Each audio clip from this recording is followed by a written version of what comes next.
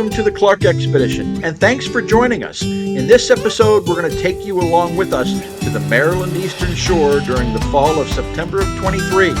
Our trip will take us to the Elk Neck State Park campground. That will be our home for the next few days. From there, we're going to explore the Upper Chesapeake Bay. Our travels will start at the town of Northeast Maryland and go as far as the tip of Tilghman Island. Let's go on an expedition.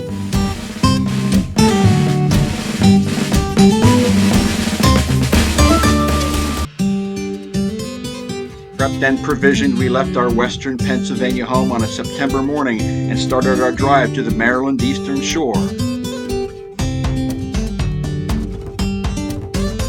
Our first stop on our trip was the Hawstone Hollow Winery, located in Lewistown, Pennsylvania. The winery participates in Harvest Host, and as members, we spent a free night of camping there. We highly recommend Harvest Host to RV travelers, and at Hawstone Hollow Winery, where we stayed, we bought some wine, we had a great location for our rig, and the views and the scenery were far better than a Walmart parking lot.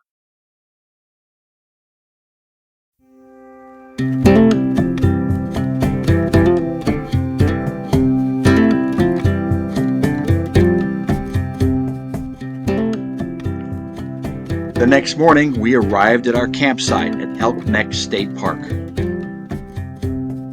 The park is located on the Elk Neck Peninsula, which is bordered by the Elk River and the Upper Chesapeake Bay. Within the campground, there are 4 loops that are available. However, only the Northeast Loop and the Chester Loop, where we were located, is suitable for larger RVs.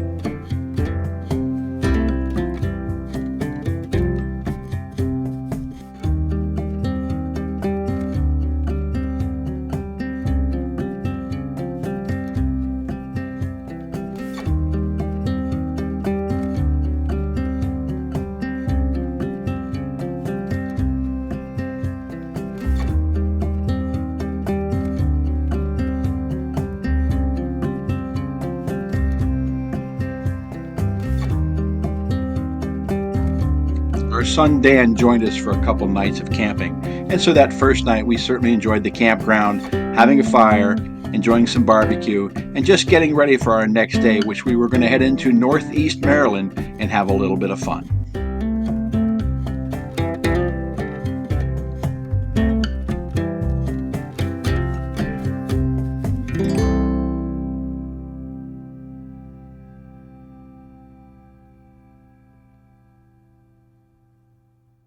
Next morning started with some overcast skies, but we were hopeful that the weather would improve so we could enjoy the town of Northeast Maryland and the surrounding sights.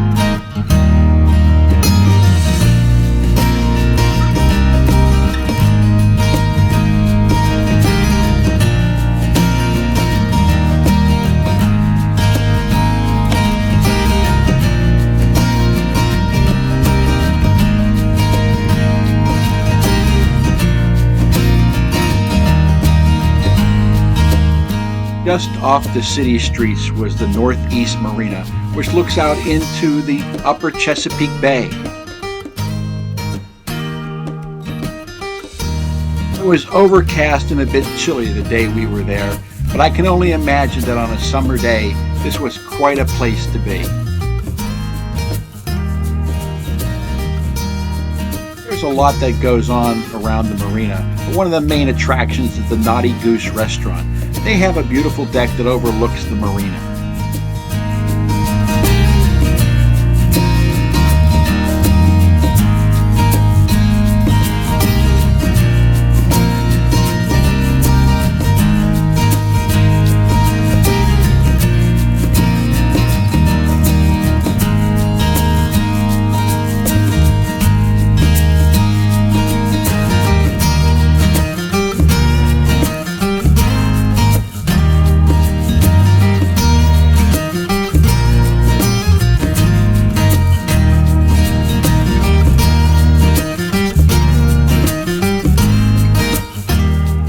In the shopping district of Northeast, we stopped and we had lunch at Woody's Crab House.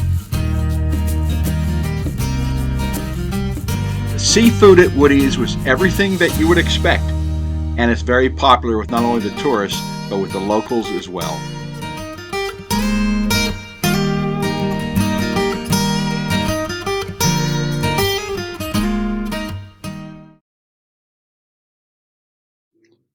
After having a great lunch at Woody's, Dan and I got ready for a hike to the Turkey Point Lighthouse.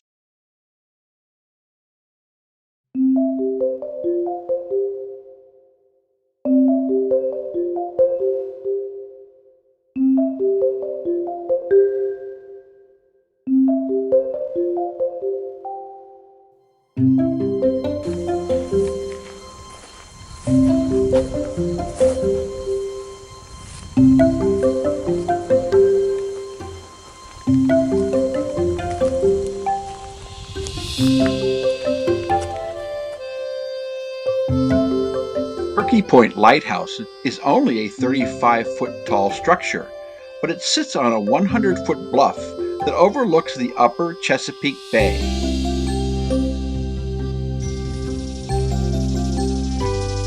The lighthouse was placed in service in 1835 and it remained active until 2000.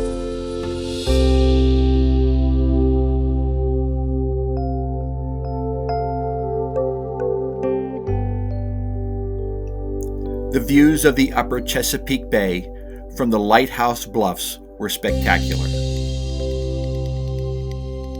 Soon it was time to head back from the lighthouse to the campground so that we could relax a bit and get ready for our next day of fun.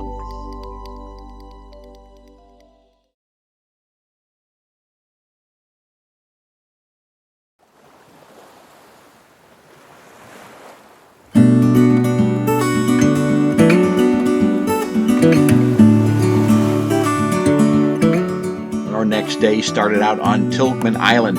Tilghman Island is off the beaten path. It extends out past St. Michael's and out into the Chesapeake Bay.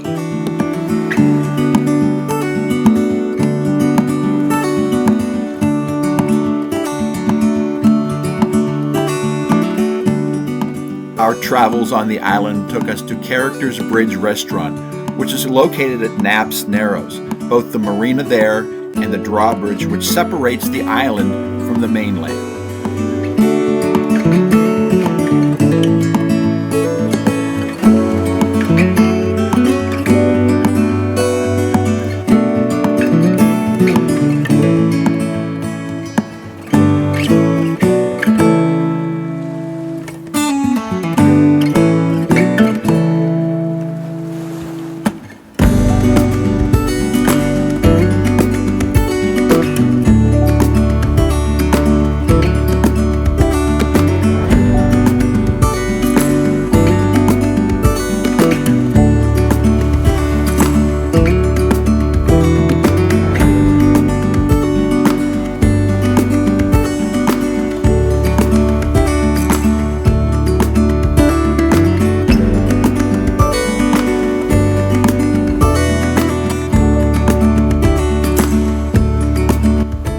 Spent the afternoon in St. Michael's, Maryland. St. Michael's to many is a vacation town, and to many others it's a day getaway or a weekend visit. We were there on a September workday, and we certainly had the streets to ourselves. Otherwise, St. Michael's is bustling with people.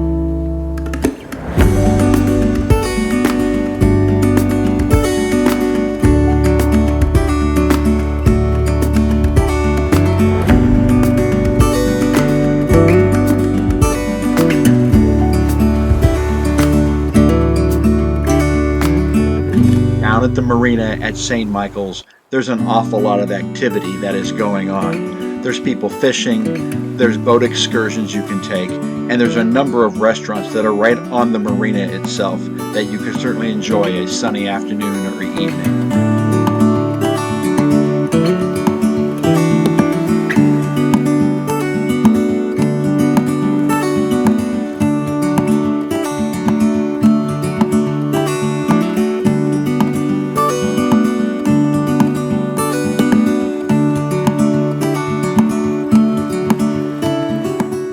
Certainly enjoyed our afternoon in St. Michael's, and we loved having Dan along with us to enjoy the sights.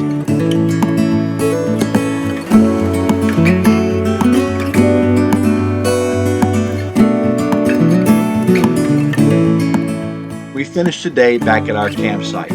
We had a steak dinner, we had a campfire under clear skies. It was a great way to end a very eventful day.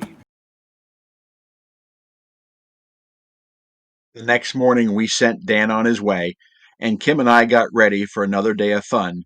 We were heading towards Chestertown, Maryland.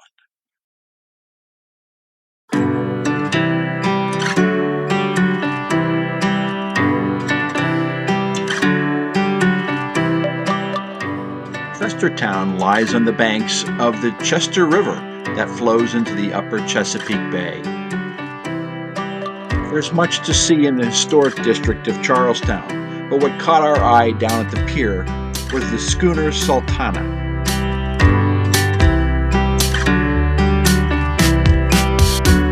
Sultana has a rich history that dates back to 1768.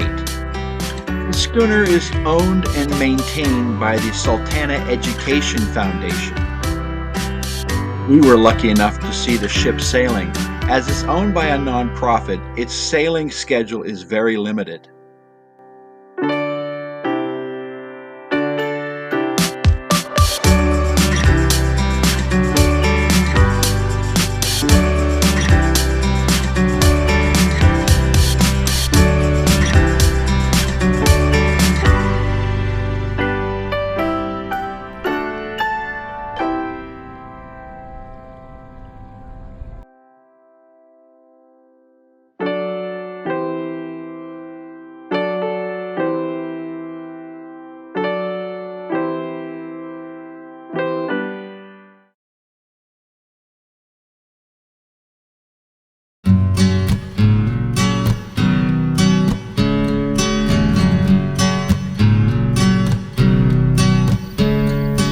Lunch in Chestertown, we drove out to the town of Rock Hall to truly experience the Upper Chesapeake Bay.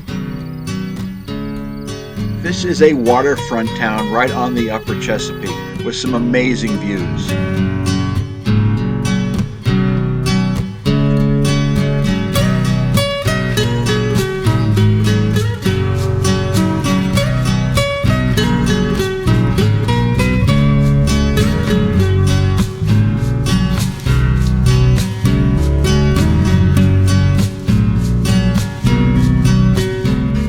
On our way back from Rock Hall, we stopped and took in the scenery at Handy's Point. Handy's Point is a beautiful marina area. It really got that feel of Chesapeake Bay life.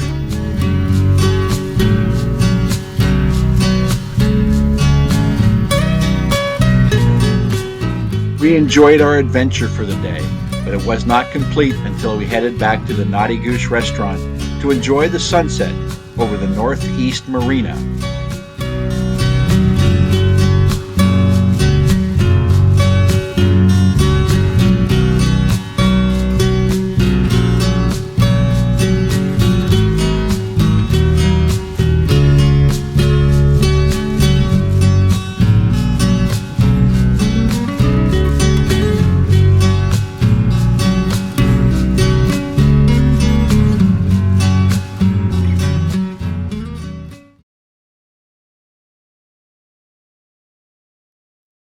One more day of fun at Chesapeake City, Maryland.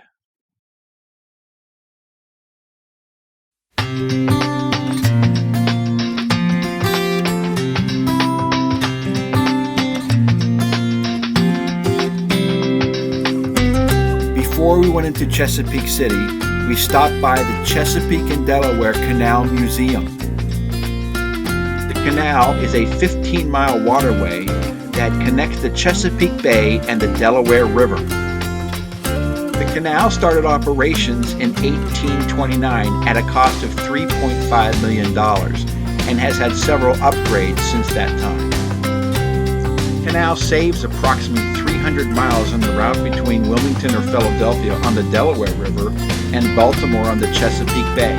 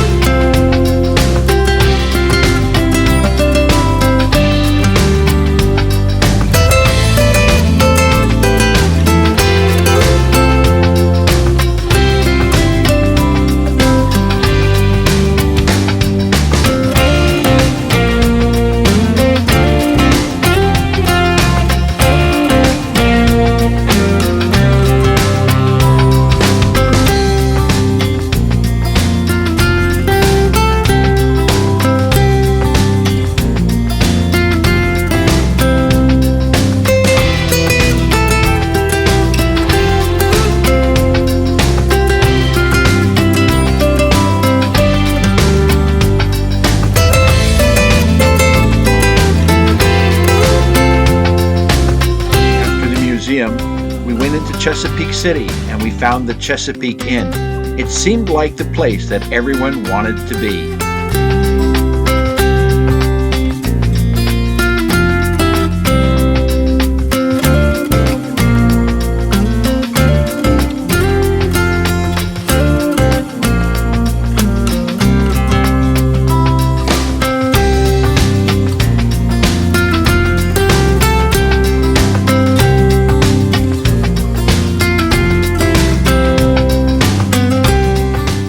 There were several offerings on the menu.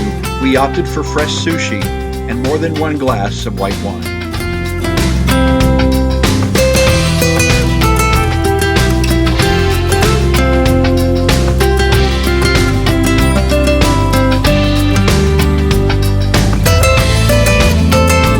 Visiting the Canal Museum earlier in the day, it was a kick to see a big red freighter coming through the canal from the Chesapeake Bay and heading towards the Delaware River.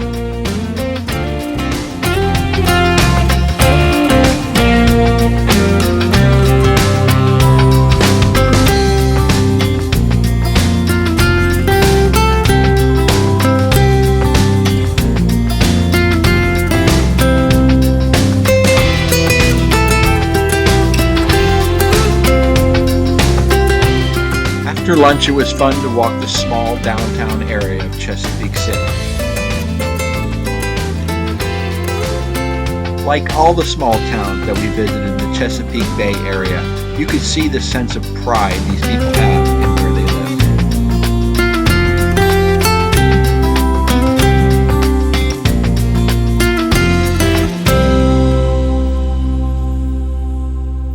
live. We had a wonderful trip.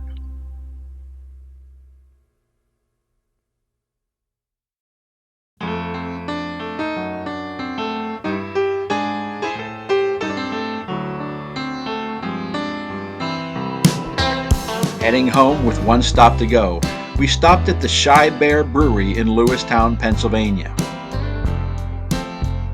Another Harvest Host location to spend one more night out before we headed home the following day.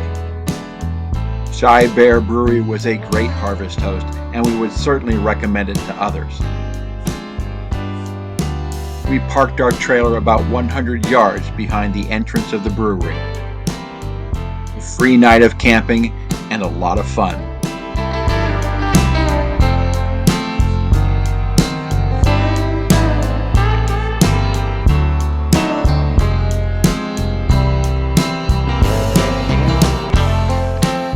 Thanks for watching our Maryland video. If you liked the video, please hit that like button below. It means an awful lot to us. And if you'd like, hit the subscribe button so you don't miss another future episode.